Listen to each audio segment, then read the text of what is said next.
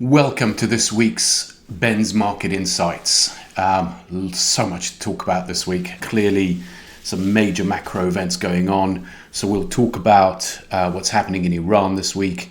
We'll talk about yields on US Treasuries. And of course, what's been going on in the private credit markets as well, and how that then impacts and what's continuing to impact from the fallout from AI, from the software meltdown, and now the financials meltdown thanks to the private credit issues.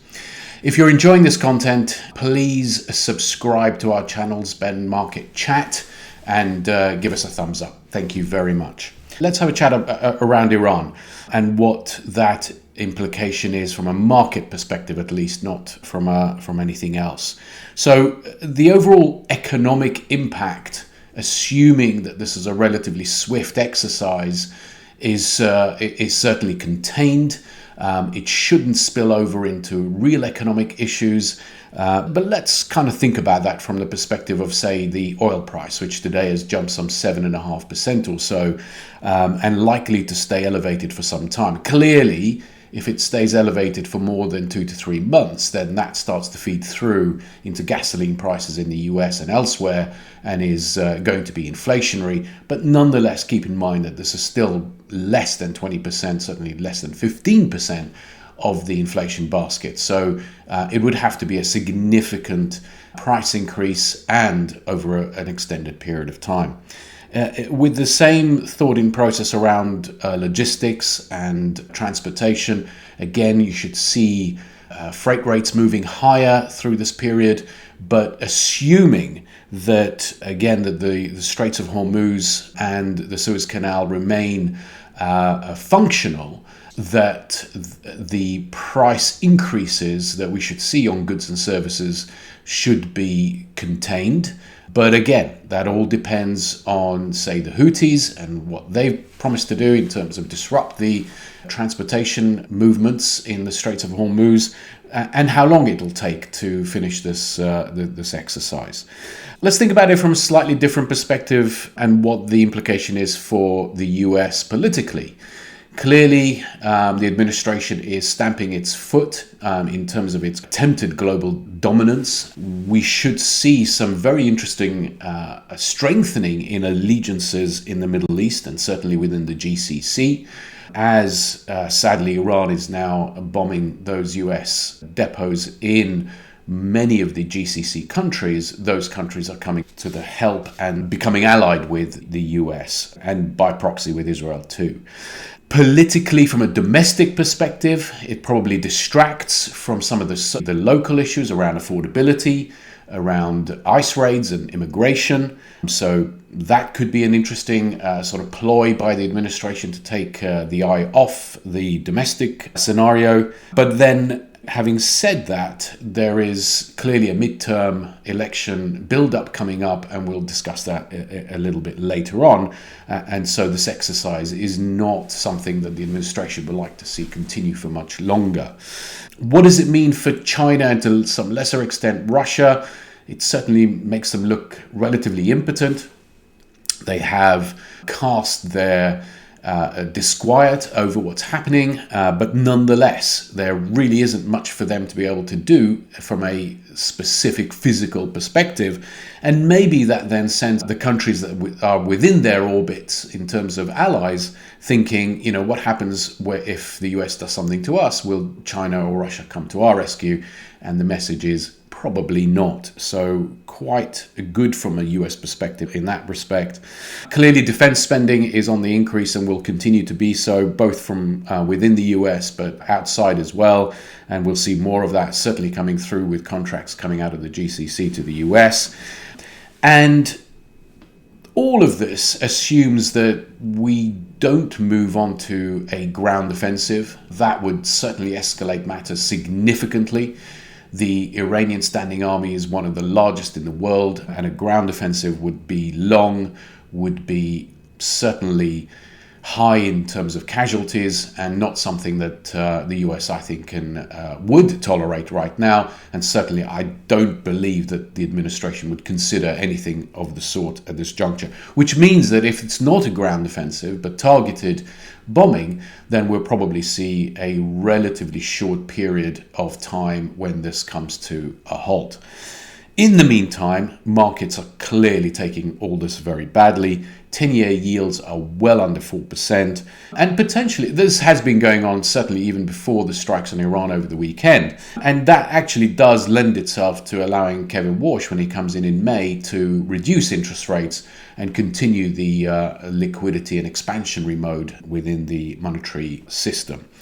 Let's touch a little bit now from a micro perspective on what's been going on in private credit. Obviously, all of this came through from the Blue Owl fund debacle, where some significant redemptions are being sought, where gates have been put down on those redemptions.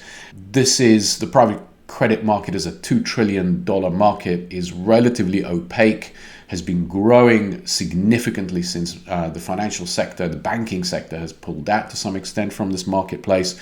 These are both sponsored, i.e.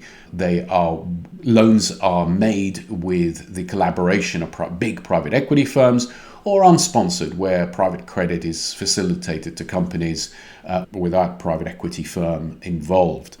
All of this sort of started coming through in the Q3 of last year, when an auto parts supplier called First Brands went bankrupt, and there was significant exposure to this business. So what happens now? Clearly, faltering credit markets and complex structures were the genesis of the global financial crisis back in 2008-9, and so investors are very nervous about this issue. The other key factor is that, are Blue Owl able to make these redemptions? From what we're hearing, they are trying to sell some $600 million worth of paper, and the process is going relatively smoothly, which is encouraging. But according to Hamilton Lane, the average rates charged on loans are significantly above base rates at around 8 to 12%, whilst falling. The really concerning part is that, according to Fitch, as of early 26, January 26, we've seen default rates move up to 5.8% versus around 5.6% in December. The other main factor here is that the sectors affected, we know clearly from the AI issue around software, that software has been a major problem area. Healthcare and consumer as well has been affected. And that's clearly coming from, as I said, the AI issue, but also from GPU financing, which has also been fueling a lot of private credit at this juncture.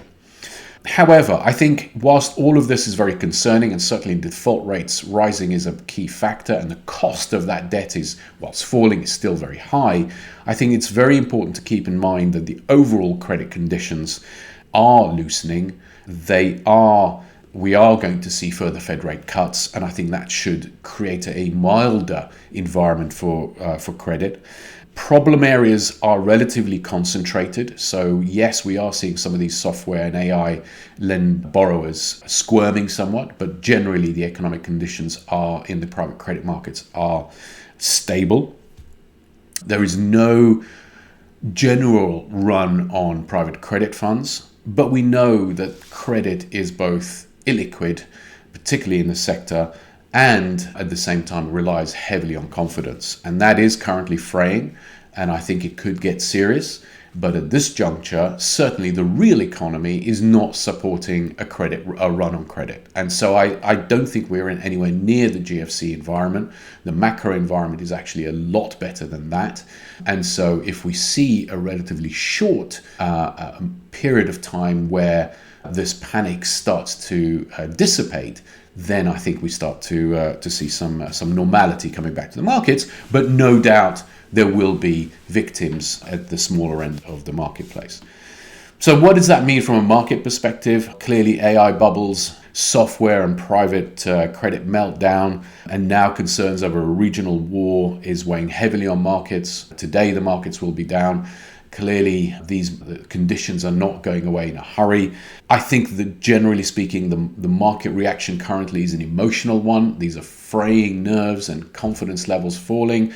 But further declines would only come about if there is an elongated period of time where this instability exists and that there is a spillover from market sentiment into the physical economy. That will take some time, and I don't think we're anywhere near that yet. We're very much at the start of this nerve fraying exercise, and I think that if we start to see, to some extent, a reluctance by the US to maintain a medium-term offensive against Iran, and if we start to see a private credit environment just calming down somewhat, then markets will take back on the relatively optimistic positioning of a loosening economy and a growing economy. Certainly the GDP figures that came out last week were very, very supportive in the US.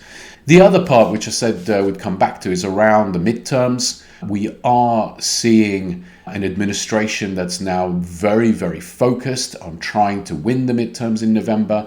This kind of nervousness in the markets, wars, regional wars where they're getting involved in, etc., are not supportive of a positive vote for this current administration. So I do think they'll refocus. I do think they'll try and find a way to get out of this scenario of war, and start moving towards jaw. And so expect further vulnerable marketplaces, expect further nervousness, but I think this is still a buying opportunity. Thank you very much. Have a great week.